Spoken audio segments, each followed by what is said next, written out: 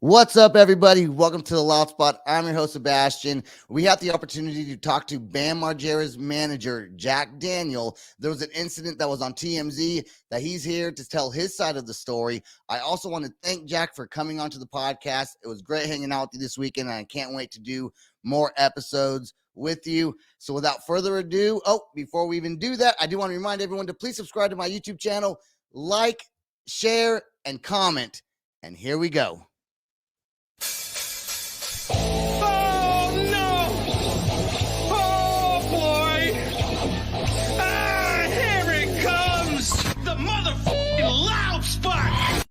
What's up? I'm sitting here with Mr. Jack Daniel, and we are at Oklahoma City Pop Culture Con. And I had the pleasure of meeting Jack the other day. We kind of became friends, and he has some interesting stories. He is an agent manager. What would you tell? I would say more of a manager. I Okay. mean, I basically just book them and take care of them, and everybody's got different things that I do for them, whether it's an appearance or handling one of their personal deals. But I don't know what we call each other these days. So pick a name, whatever you want to call us. And how'd you get into that? I was actually a photographer on the scene, doing a lot of bands before they blew up. Marilyn Manson was one that I took pictures of back in the 90s, Matchbox 20. Mm-hmm. And it was weird because it was a time where, the bands that were nobody that I was allowed to take pictures of were the only ones that are like, yeah, you can take pictures. Yeah, cool. And then those guys became the biggest ones, like Dave Matthews and so on. And so it was weird. I was becoming friends with all these really big names, and kind of surreal at some point. It really was, because you watched them go from 20 to 50 people to thousands. And, now it's crazy because those people have been my friends for 20 years, and it's wow, 20 years is a long time to go. Those are my friends. So yeah, man. Well, I want to talk about what we're going to talk about is I know we're getting into the elephant in the room. I know what it is. So there is a video that is on TMZ, and I don't know how soon after it leaked. Probably the next day, because everyone fucking put shit up. It leaked within an hour of us being there. I hadn't even been off the train. Here, let me. Did you know before? No one even knows what's going on yet. Do we know it? Did you had a feeling what we're going to talk about leaked before it? No, leaked? I didn't. I got a Facebook message, and my mom called me and said, "Are you all right?" And I'm like, "Oh fuck, oh shit." It was really weird because him and his wife are fighting all day, and it was really bad, to the point where that's really what set him off. Okay. So I was like, look, the hotel doesn't want us in there because you're making a scene. Let me bring you to the venue early because you could just drink in the bar. The ladies like whatever you want. I was just trying to get him in a room where he just would chill out. And here we're talking about, so people know who we're talking about. We're talking about Bam Margera. Yeah. Okay. So I basically got him in a room, and I was like, dude, you just need to calm down, like chill out. Sold out. We already missed the first show because, we had to cancel the first. So we're doing the second show. He was just on something. I don't know what. Can we play the video? Yeah. I don't know. Okay. This is going to be painful, but I'll watch it. Is it painful? A little bit, but I'll watch it. Okay. All right. Let's watch it. Here we go. I'm going to play it right now. Courtesy of TMZ or whoever else put it on YouTube that I got it from. Put it on. Fuck you. We told you to.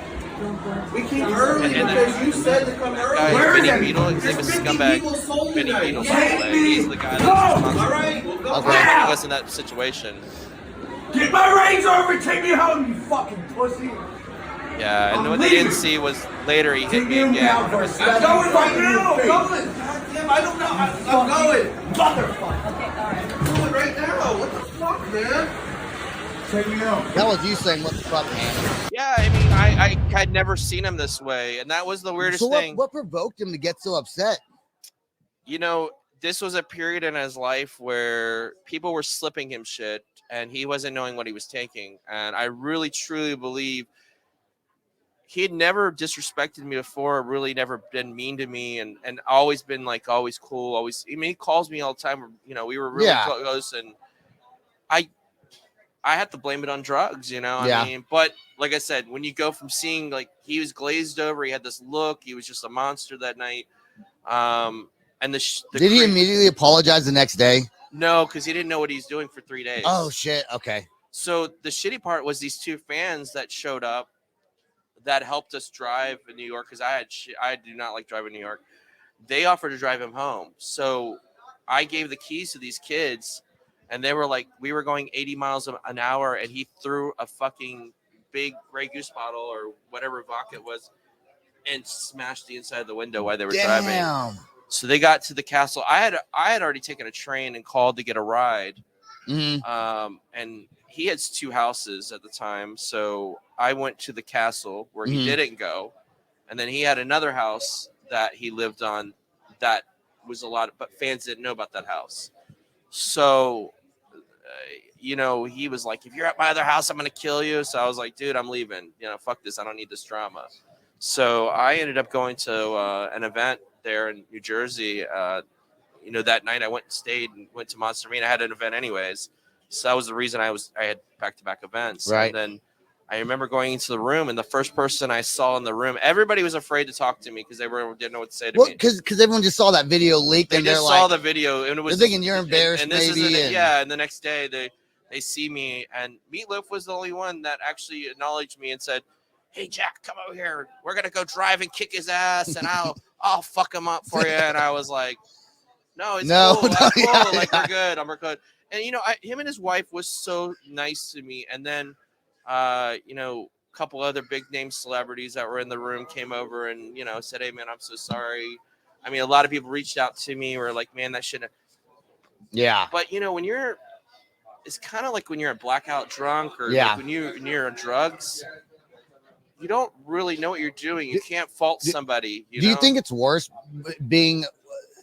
having the pressure of as a celebrity, and also then you're intoxicated? Do you feel like it's easier because you've dealt with a lot of celebrities and different people? Do you think it's easier to get frustrated or I guess lash out? Well, when your whole life is in front of a camera and you can't use the bathroom or go anywhere, everybody knows your name and everybody's saying your name, or they tell you some story about how they know you or they met you 10 years ago. Yeah. You can't really, he's really nice. He's very humble, and he's always been super cool to everybody. Yeah. And I will say this, no matter where we have been in the airport, how tired he is, wherever, his house, whatever, he's been very nice and gracious to all his fans. I mean, he's actually giving people money and help people. And nobody sees that side of him giving money to people, helping them out, or, buying them a plane ticket to get home or whatever. Yeah. Whatever their sob story is. Because the TV's not going to play that. They want to show. They're going to do the stuff that's going to ratings, right? They want the ratings. They only want to see the wild stuff, but they don't see, the things that he's done. And the sad part is, people that are supposedly his friends aren't his friends. They use him, and it's just such a shame to see. When I came in, I was kicking people out. I was keeping people away. I was trying to figure out, trying to calm them, because I guess there was a situation already there. That was going his on. Parents are like, "Look, good luck with that shit. We've been doing this for years." Yeah. And I will say this: Phil and Abe are a godsend. They were wonderful people. They've driven me to the airport, let me stay at their house. I've stayed at Bam's multiple times, and wonderful people. I don't know how they do it. I will say this: his whole family is extremely overwhelmingly nice, and I will give them that.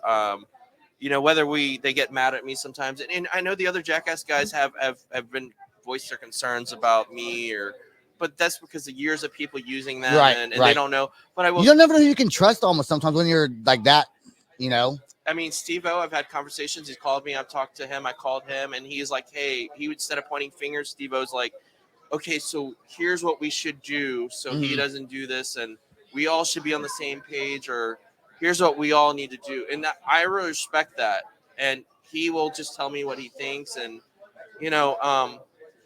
whether I'm claimed as a manager, I didn't want to be known. That's why I would always be able to ask this. I don't want to be anybody to know I'm his manager. I don't want people to know. I know people always want to claim something, but I didn't. Right. I didn't want anybody to know.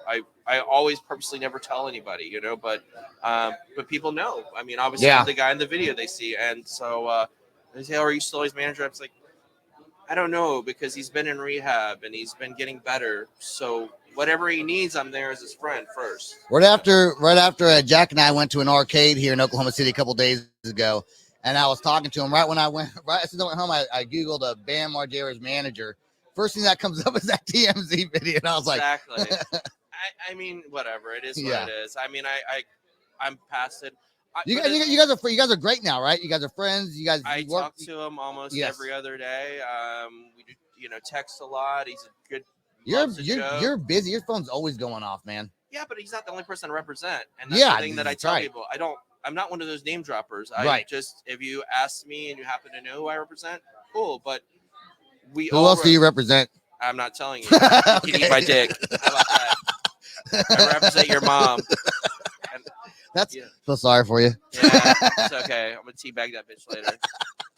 Anyways, no, I believe in just being nice and humble, and I'm very fortunate to do what I do. Yeah. And there was the pandemic that killed for us for a while, but